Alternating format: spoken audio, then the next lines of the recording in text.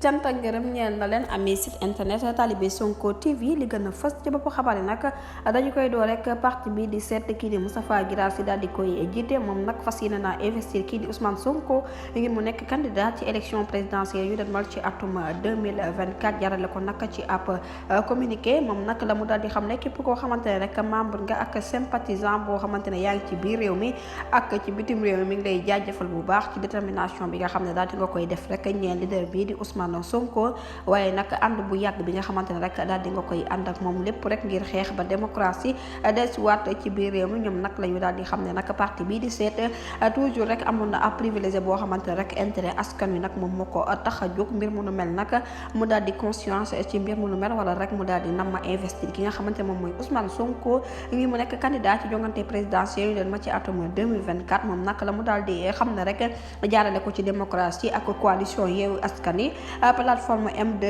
M2D plateforme F24 ak plateforme FIT ak bi nga xamante ne nag moom mooy Lacoste ak bu yàggu dara sax dinañ def coalition Sonko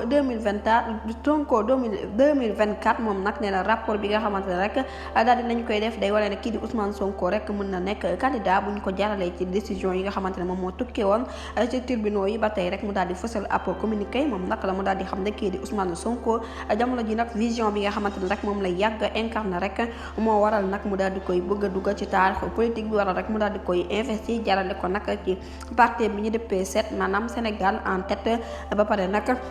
wéyal li nga xamante ne rek moom mooy coalition Sonko 2024 ngir candidature am nag mën a jàll mu nekk demande boo xamante ne rek askanu sénégalais wi ne nañ ci jëmmi boppam rek ñoom ñoo ko sàkk woon ba tax na nag la mu daal di yëkkati rek mooy kii di Ousmane Sonko dina nekk candidat ci jongante présidentielle dem ci atum 2024 ginnaaw nag bu ñu ko investir rek ci boobu leen biir ne na nag nañu mu ngi jaajëfal képp koo xamante ne ab compatriote nga waaye nag di rafetlu rek